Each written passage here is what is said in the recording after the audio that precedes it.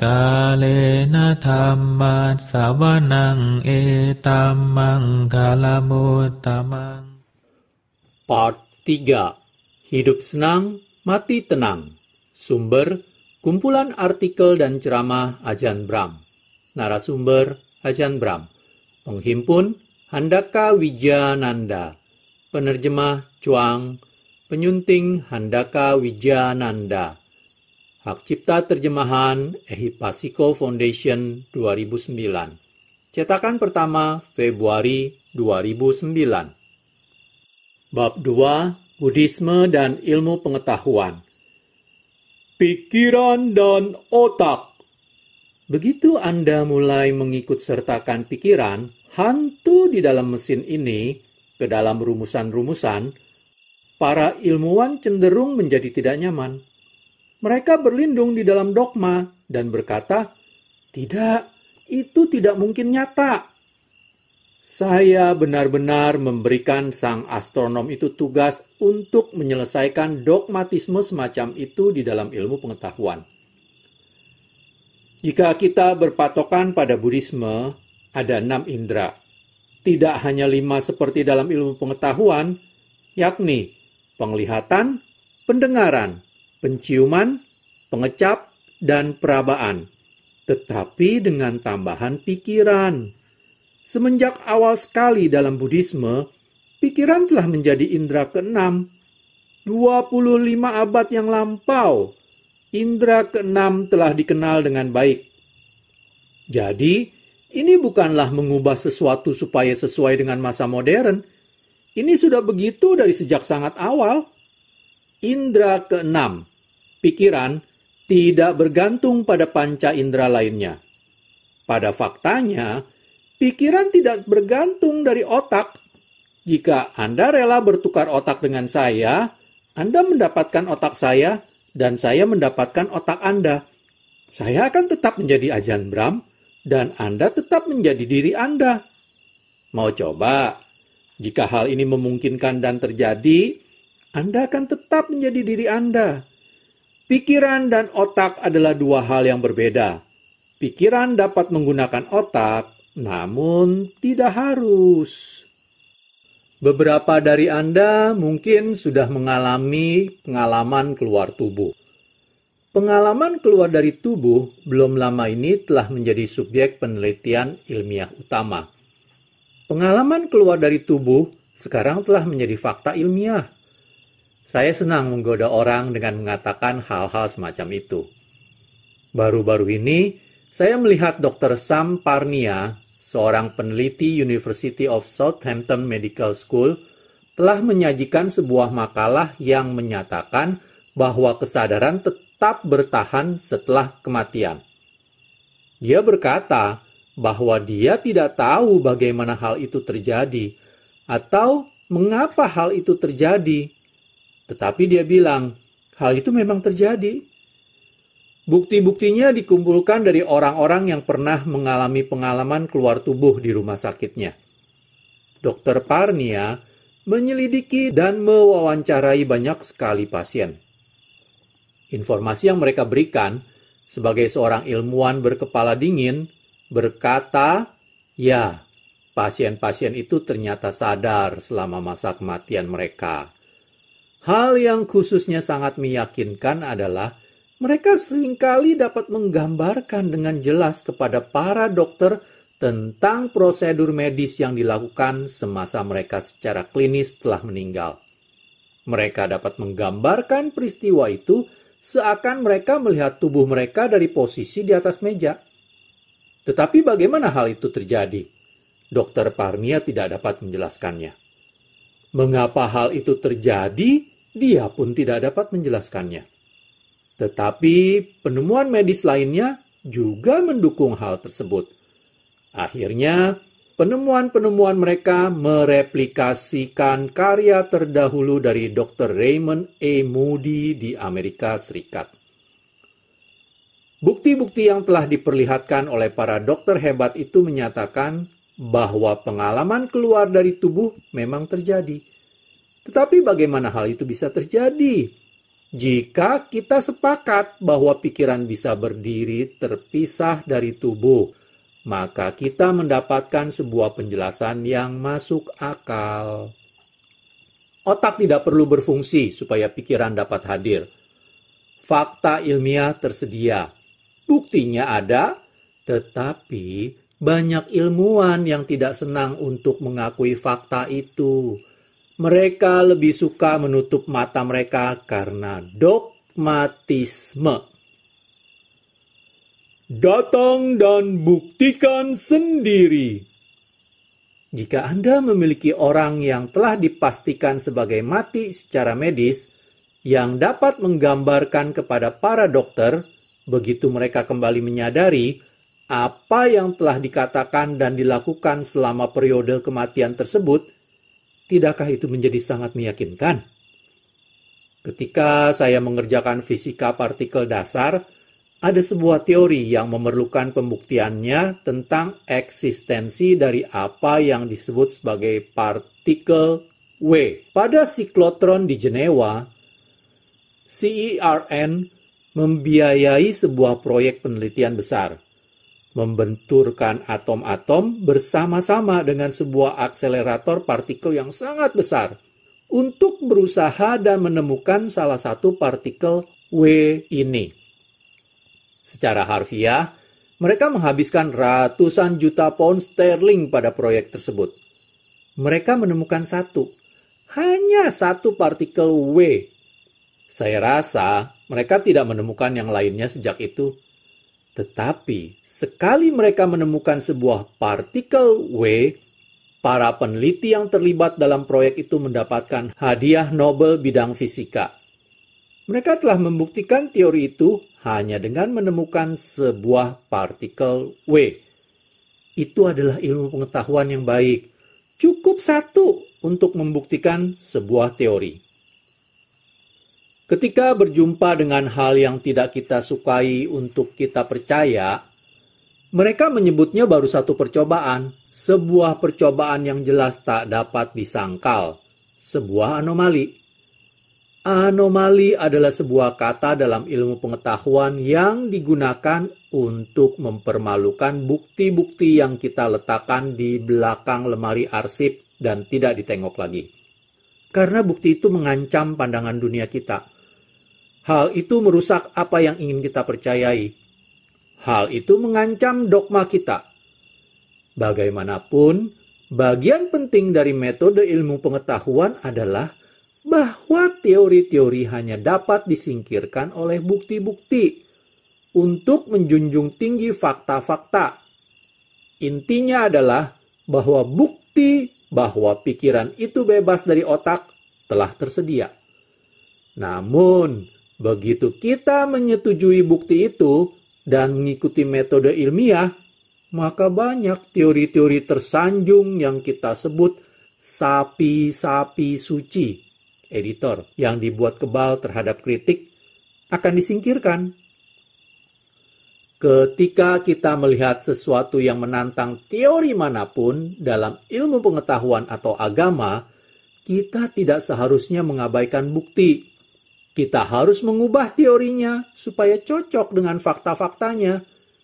Itulah yang kita lakukan dalam Buddhisme. Semua dhamma dari Buddha, segala sesuatu yang beliau ajarkan, jika tidak pas dengan pengalaman, seharusnya tidak kita terima.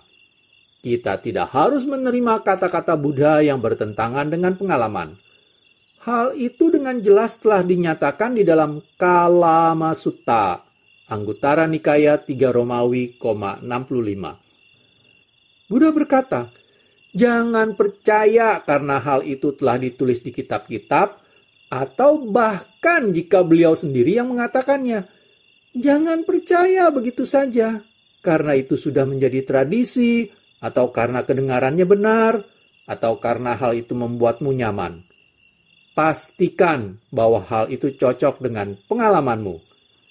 Eksistensi pikiran yang berdiri sendiri dari otak cocok dengan pengalaman. Fakta-faktanya telah ada.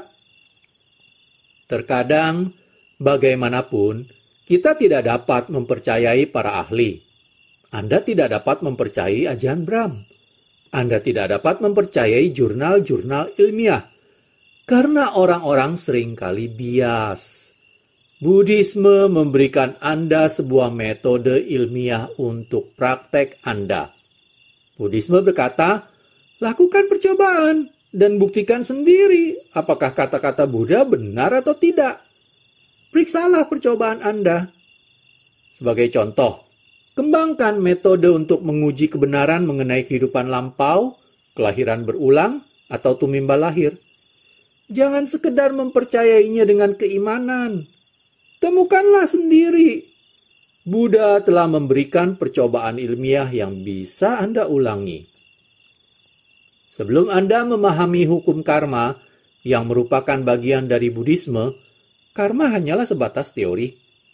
Apakah Anda percaya bahwa ada sesosok Tuhan di atas sana yang memutuskan apakah Anda bisa bahagia atau tidak bahagia? Atau apakah segala sesuatu yang terjadi pada Anda hanyalah kebetulan? Kebahagiaan Anda dan kesengsaraan Anda dalam kehidupan, kegembiraan Anda, rasa sakit dan kekecewaan Anda, apakah semua itu layak diperoleh? Apakah Anda yang bertanggung jawab atau apakah itu kesalahan orang lain? Apakah kebetulan belaka bahwasanya kita kaya atau miskin? Apakah itu nasib buruk ketika kita jatuh sakit dan meninggal di usia muda? Mengapa? Anda dapat menemukan jawaban sejati bagi diri Anda sendiri. Anda dapat mengalami hukum karma melalui meditasi mendalam. Ketika Buddha duduk di bawah pohon Bodhi di Bodh Gaya, dua pengetahuan yang beliau realisasi tepat sebelum pencerahannya adalah pengetahuan berdasarkan pengalaman tentang kebenaran kelahiran berulang dan pengetahuan dari pengalaman akan hukum karma. Ini bukan teori. Bukan sekedar hasil pemikiran, bukan sesuatu yang dihasilkan dari diskusi di seputar meja kopi. Ini adalah realisasi dari pengalaman mendalam akan sifat pikiran. Anda pun dapat mengalami hal yang sama. Semua agama di dunia, kecuali Buddhisme, mempertahankan keberadaan dari sebuah jiwa. Mereka memastikan adanya sesosok diri sejati, sebuah inti dari semua makhluk, sesosok orang, sebuah aku. Buddhisme berkata tidak ada diri. Siapa yang benar? Apakah ini hantu di dalam mesin? Apakah ini sebuah jiwa? Apakah sebuah makhluk? Ataukah ini sebuah proses? Ketika Buddha berkata bahwa tidak ada seorang pun di dalam sini, beliau tidak pernah memaksudkannya hanya untuk dipercaya begitu saja. Tetapi beliau maksudkan untuk dialami. Buddha berkata, sebagai sebuah fakta ilmiah, bahwa tidak ada diri.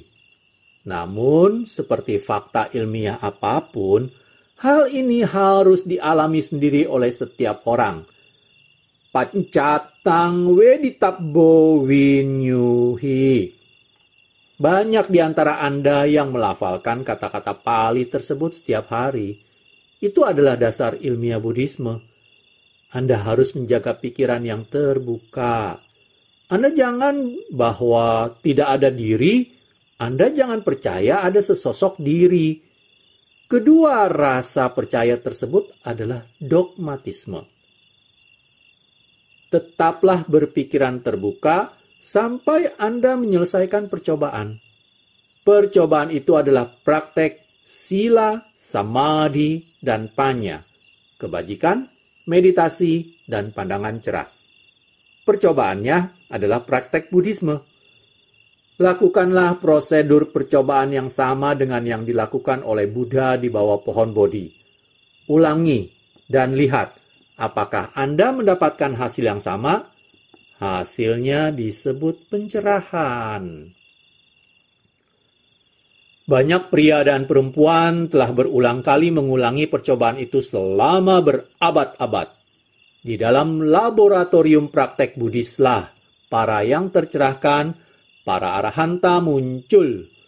Para arahanta adalah orang-orang yang telah menyelesaikan percobaan dan telah menemukan hasilnya. Itulah sebabnya Buddhisme selalu merupakan jalan yang ilmiah. Ini adalah sebuah cara untuk membuktikan sendiri kebenaran pencerahan. Buddhisme juga merupakan cara ilmiah untuk menemukan kebenaran tentang kebahagiaan, hal yang paling diminati kebanyakan orang. Apakah kebahagiaan itu? Beberapa siswa dari sekolah Islam lokal datang mengunjungi wihara kami belum lama ini. Saya memperagakan sebuah trik kecil-kecilan kepada mereka, yang juga sebuah cara mencerahkan untuk menunjukkan eksistensi pikiran. Saya mencoba menjelaskan mengenai Buddhisme. Jadi, saya bertanya kepada mereka, apakah kalian bahagia? Angkat tangan kalian jika saat ini kalian merasa bahagia. Pada awalnya tidak ada respon. Lalu satu orang mengangkat tangannya. Oh, jadi kalian semua menderita? Tanya saya. Hanya satu orang saja. Ayolah, apakah kalian bahagia atau tidak? Lebih banyak lagi siswa yang mengangkat tangan. Oke, semua orang yang mengangkat tangannya bilang bahwa mereka bahagia dengan jari telunjuk kalian. Dapatkah sekarang kalian menunjukkan di mana kebahagiaan itu? Dapatkah kalian menunjukkan letaknya? Mereka tidak dapat menunjukkan letak kebahagiaan. Sulit kan menunjukkan letak kebahagiaan? Pernahkah Anda merasa depresi? Lain kali Anda merasa depresi, coba tunjukkan letak perasaan itu dengan jari telunjuk Anda. Anda akan temukan bahwa Anda tidak dapat menunjukkan letak rasa depresi atau kebahagiaan di suatu tempat. Anda tidak dapat membuat koordinatnya, karena hal-hal ini bersemayam di dalam pikiran, bukan di dalam tubuh, bukan di dalam ruang. Pikiran tidak berada di dalam ruang. Itulah sebabnya setelah seseorang meninggal, jika dia menjadi hantu, dia bisa muncul di mana saja dengan tiba-tiba. Terkadang orang bertanya kepada saya, kok bisa begitu? Bagaimana orang yang meninggal, katakanlah di New York, tiba-tiba muncul di Perth? Itu karena pikiran tidak terletak di dalam ruang. Begitulah. Itulah sebabnya mengapa Anda tidak dapat menunjukkan letak kebahagiaan. Anda tidak dapat menunjukkan letak kesedihan, tetapi mereka semua nyata. Apakah Anda membayangkan kebahagiaan? Apakah Anda membayangkan kesedihan? Semua itu nyata. Anda semua tahu itu. Tetapi Anda tidak dapat menunjukkan letaknya di dalam ruang 3 dimensi. Kebahagiaan, kesedihan, dan banyak hal nyata lainnya tinggal di dalam ruang pikiran. Pikiran tidak berada di dalam otak, juga tidak di dalam hati. Kita telah melihat bahwa Anda bisa saja tidak memiliki otak, tetapi tetap saja memiliki pikiran. Anda dapat saja mengambil hati Anda dan menggantinya dengan hati buatan atau sebuah hati cangkokan. Dan Anda akan masih tetap Anda. Pemahaman mengenai pikiran inilah yang menyebabkan mengapa Buddhis sama sekali tidak berkeberatan terhadap cloning. Anda mau mengkloning saya? Silakan saja. Tetapi jangan merasa bahwa kalau Anda mengkloning Ajahn Brahm, itu berarti Anda dapat memiliki seorang Ajahn Brahm yang pergi ke Singapura sore ini. Yang lainnya tetap tinggal di Perth untuk ceramah malam Jumat berikutnya. Ditambah satu lagi yang tinggal di Wihara Bodhinyana. Satu pergi ke Sydney dan satu lagi pergi ke Melbourne. Jika Anda mengkloning saya, orang yang tampak serupa dengan saya akan sama sekali berbeda dalam kepribadian, pengetahuan, kecenderungan, dan segala yang lain-lain. Dengan cara yang sama, orang mengkloning mobil Toyota. Keduanya tampak persis sama, tetapi kinerjanya benar-benar tergantung pada siapa sopirnya. Itulah cloning itu. sekedar penggandaan tubuh. Memang benar-benar terlihat sama, tetapi apakah orang semata-mata hanya tubuh? Pernahkah Anda melihat kembar identik? Apakah kembar identik punya kepribadian yang sama? Punyakah mereka kecerdasan yang sama? Punyakah mereka kecenderungan yang identik? Apakah mereka bahkan menyukai makanan yang sama? Biasanya jawabannya adalah tidak. Mengapa orang-orang jadi bermasalah dengan cloning? Cloninglah sebanyak yang Anda mau. Anda hanya membuat lebih banyak tubuh bagi masuknya arus kesadaran. Arus-arus kesadaran itu datang dari kehidupan lampau. Apa masalahnya? Anda tidak akan pernah dapat meramalkan hasilnya. Andaikan Anda mengambil otak Einstein, mengekstraksi beberapa DNA-nya, dan mengkloning seorang Einstein baru, dia mungkin saja terlihat serupa. Tetapi saya jamin, setengahnya pun dia tidak akan lebih pintar daripada Einstein. Jika orang ingin meneruskan dengan penelitian mencangkok sel yang akan membantu umat manusia, lantas kenapa tidak? Di dalam penelitian sel cangkok, tidak ada makhluk yang terlibat. Sesosok makhluk belum masuk. Di dalam Buddhisme dipahami bahwa makhluk masuk ke dalam rahim ibunya kapan saja semenjak pembuahan sampai kelahiran. Kadang-kadang malah sama sekali tidak masuk ke rahim dan janin pun gugur. Penolakan terhadap penelitian sel cangkok adalah dogmatik, tidak ilmiah, dan tidak berbelas kasih. Menurut saya, mereka yang menolak itu bodoh. Kadang saya serasa ingin menjambaki rambut saking prihatinnya jika saja saya bukan seorang biku. Jika Anda ingin melihat bukti-bukti ilmiah mengenai kelahiran berulang, bacalah penelitian Profesor Ian Stevenson. Dia menghabiskan seluruh hidupnya untuk meneliti tentang kelahiran berulang berlandaskan dasar ilmiah yang kokoh di University of Virginia. Chester Carlson, penemu serografi, dalam kurung atas dorongan istrinya, menawarkan dana bagi sebuah kursi jabatan penelitian bagi Profesor Ian Stevenson, agar memungkinkan membaktikan diri sepenuhnya dalam penelitian tersebut.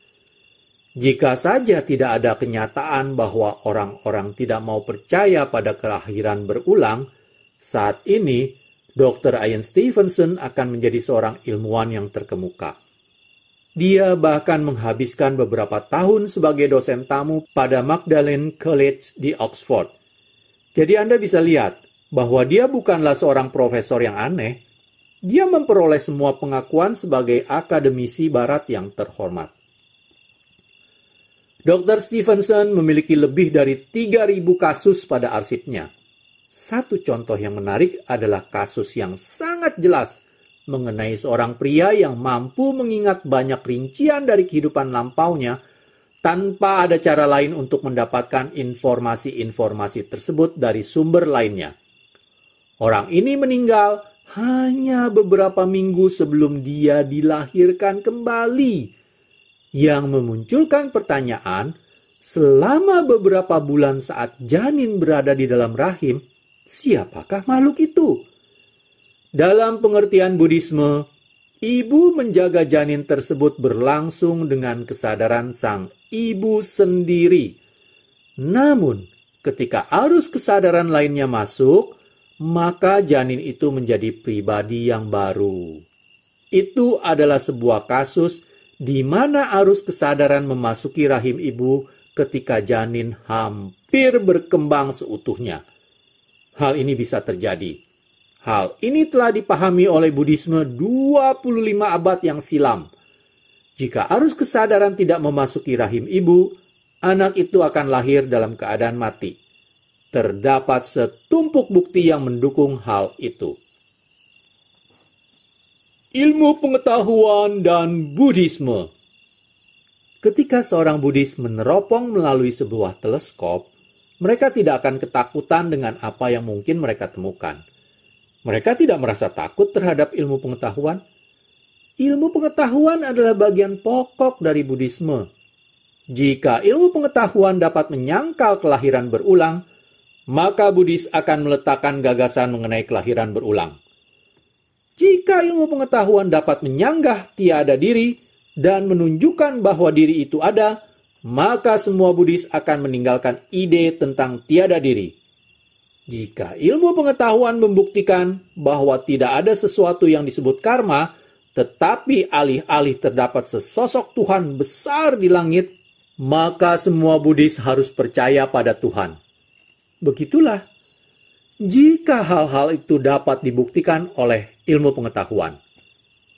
Buddhisme tidak memiliki sapi suci.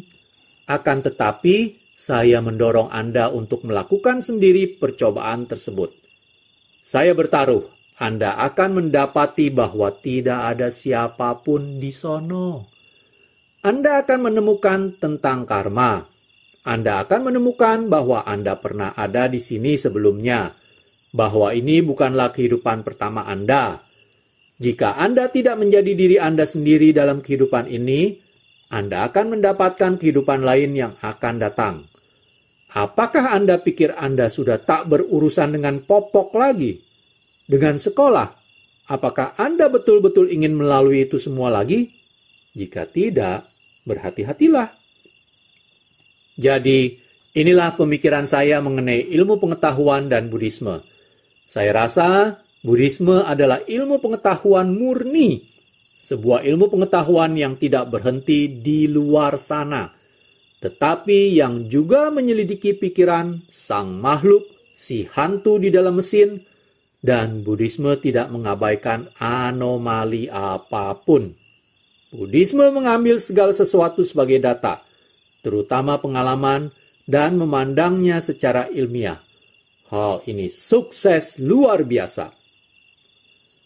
Salah satu alasan mengapa orang-orang memuja ilmu pengetahuan adalah karena semua pencapaiannya dalam hal teknologi.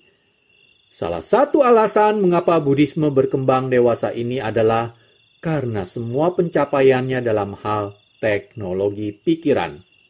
Pencapaian itu memecahkan banyak masalah, menjelaskan kesulitan-kesulitan batin. Buddhisme sukses dalam memecahkan masalah-masalah internal itu karena Buddhisme memiliki semua strategi ini, pusaka kuno ini, yang benar-benar manjur. Jika Anda mencoba beberapa pusaka Buddhis ini, Anda akan membuktikan sendiri bahwa mereka menghasilkan hal-hal yang baik. Mereka mengatasi penderitaan dan kepedihan batin Anda. Itulah sebabnya mengapa Buddhisme berkembang. Saya rasa Buddhisme akan mengambil alih ilmu pengetahuan. Terima kasih banyak. Catatan-catatan dan referensi untuk masalah di bab 2 ini. 1. Lihat artikel Is Your Brain Really Necessary? Science, volume 210, 12 Desember 1980 oleh Roger Lewin pada penemuan Profesor Lorber. 2. Sam Parnia dan Peter Fenwick, Resuscitation Journal, volume 52, issue 1, Januari 2002, halaman 5-11. Near-Death Experiences in Cardiac Arrest, Visions of a Dying Brain or Visions of a New Science of Consciousness. 3. Raymond A. Moody, Life After Life, The Investigation of a Phenomenon Survival of Bodily Death. Alexander Books, Alexander NC, USA, 1981. 4. Dr. Ian Stevenson, Where Reincarnation and Biology Intersect, 1997, Prager Publisher, New York, USA. Bab 3. Buddhisme, satu-satunya ilmu pengetahuan sejati.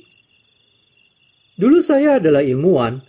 Saya belajar fisika teori di Cambridge University, berkutat di dalam gedung yang sama dengan orang yang bakal terkenal sebagai Profesor Stephen Hawking. Saya menjadi terbelalak dengan ilmu pengetahuan semacam itu ketika, sebagai orang dalam, saya menyaksikan bagaimana sebagian ilmuwan bisa menjadi begitu dogmatis. Sebuah dogma, menurut kamus, adalah sebuah deklarasi arogan dari sebuah opini. Ini adalah gambaran yang pas akan ilmu pengetahuan yang saya lihat di laboratorium Cambridge. Ilmu pengetahuan telah kehilangan rasa kemanusiaannya. Opini yang egotistik atau mengagungkan diri bercokol di atas pencarian kebenaran yang tak memihak. Ujaran favorit saya dari masa itu adalah, kebesaran seorang ilmuwan hebat diukur dari seberapa lama dia terhambat maju dalam bidangnya.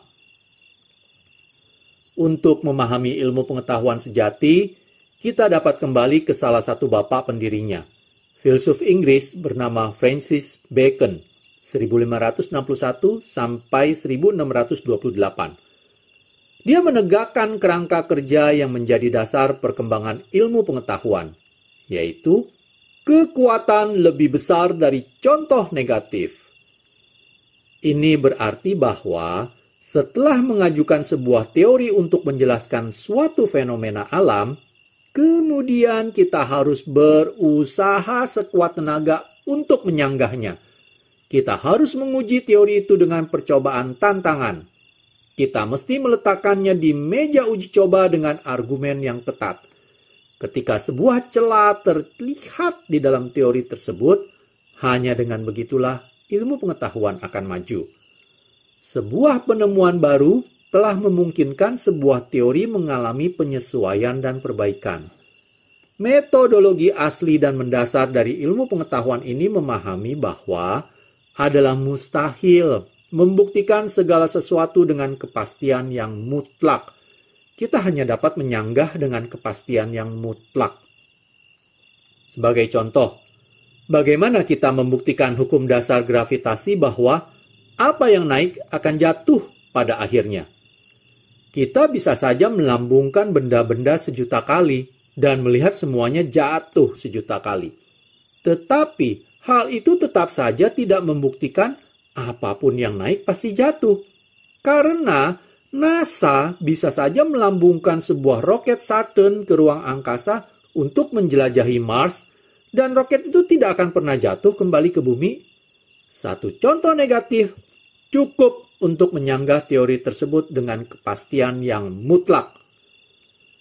Beberapa ilmuwan salah asuhan mempertahankan teori bahwa tidak adanya yang namanya kelahiran berulang. Bahwa arus kesadaran ini tidak berkemampuan untuk kembali sebagai sebuah eksistensi manusia yang selanjutnya. Semua yang kita perlukan untuk menyanggah teori ini, menurut ilmu pengetahuan, adalah untuk mencari sebuah contoh kelahiran berulang. Cukup satu saja. Profesor Ian Stevenson, seperti yang beberapa dari Anda ketahui, telah menunjukkan banyak contoh kelahiran berulang. Teori tentang tidak adanya kelahiran berulang telah disanggah. Sekarang, kelahiran berulang adalah sebuah fakta ilmiah. Ilmu pengetahuan modern memberikan sedikit prioritas bagi setiap usaha untuk menyanggah teori-teori peliharaannya. Ada terlalu banyak konflik kepentingan dalam kekuasaan, gengsi, dan dana-dana penelitian. Sebuah komitmen gagah berani kepada kebenaran akan membawa terlalu banyak ilmuwan keluar dari zona nyaman mereka. Para ilmuwan sebagian besar telah dicuci otak oleh pendidikan mereka dan konferensi-konferensi kalangan terbatas mereka untuk melihat dunia dalam sebuah cara yang sangat picik dan sempit. Ilmuwan yang paling buruk adalah mereka yang bertingkah laku seperti penginjil eksentrik, mengklaim bahwa hanya mereka sajalah yang memiliki semua kebenaran dan menuntut hak untuk mendesakkan pandangan mereka kepada orang lain. Orang-orang awam tak tahu banyak mengenai ilmu pengetahuan, sehingga mereka bahkan sangat sulit memahami jargonnya. Namun, jika mereka membaca koran atau majalah, seorang ilmuwan bilang begitu, maka secara otomatis mereka menganggap hal itu benar. Bandingkan hal ini dengan reaksi kita ketika kita membaca jurnal di yang sama, seorang politikus bilang begitu. Mengapa para ilmuwan memiliki kredibilitas tak tertandingi seperti itu? Barangkali karena bahasa dan ritual ilmu pengetahuan telah menjadi begitu jauh dari masyarakat kebanyakan, sehingga para ilmuwan menjadi pendeta-pendeta masa kini yang dipuja dan mistis, mengenakan jubah lap putih seremonial mereka, merapalkan jampi-jampi tak jelas tentang semesta paralel, fraktal multidimensi, dan mengadakan ritual magis yang mengubah besi dan plastik menjadi televisi dan komputer. Alkemis zaman modern ini begitu mengagumkan, sehingga kita akan mempercayai apapun yang mereka katakan. Ilmu pengetahuan elitis seperti Paus dulu, sekarang menjadi tidak bisa salah. Sebagian orang mengetahui dengan lebih baik. Banyak dari apa yang saya pelajari 30 tahun yang lalu, sekarang terbukti salah. Untungnya, terdapat banyak ilmuwan dengan integritas dan kerendahan hati yang menegaskan bahwa ilmu pengetahuan sebaik-baiknya adalah sebuah karya yang masih terus dalam perkembangan. Mereka tahu bahwa ilmu pengetahuan hanya dapat mengusulkan sebuah kebenaran, tetapi tidak akan pernah dapat mengklaim kebenaran.